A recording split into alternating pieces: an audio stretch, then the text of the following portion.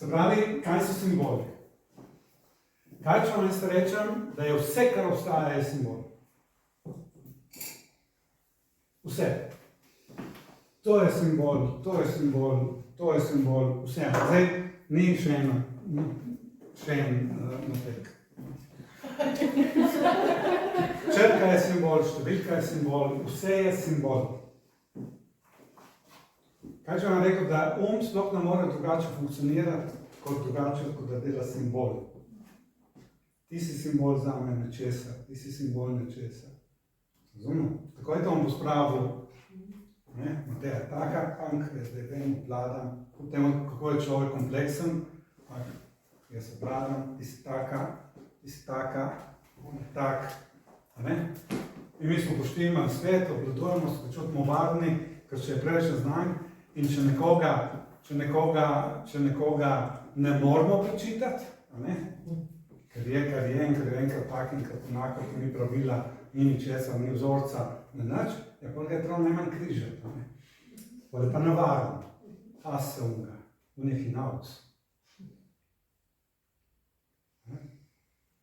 Razumete, zakaj je vse simbol? To je zelo pomembno, če ste to dojeli, zakaj je neki simbol in kaj simbol nosi in zakaj je do vsakega od nas simbol nekaj drugega, ista stvar nekaj drugega, mi smo šli z mizo. Miza je simbol nečesa.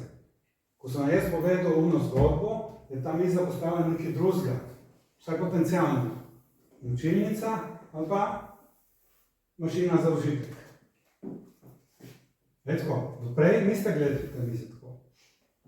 Zdaj, kadarkoli boste zagledali tako mizo... Vsako mizo pa gledali.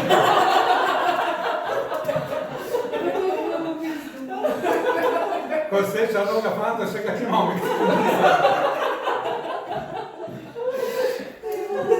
Razumete? Razumete, zakaj je to simbol?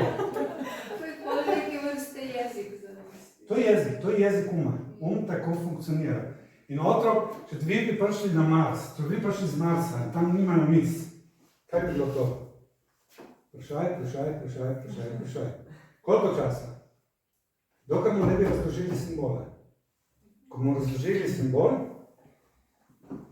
bi bil to, kar je bilo zakrito, bi bilo razkrito, ali pa telefon, ali pa ne važno kaj, in bi postala stvar bolj jasna.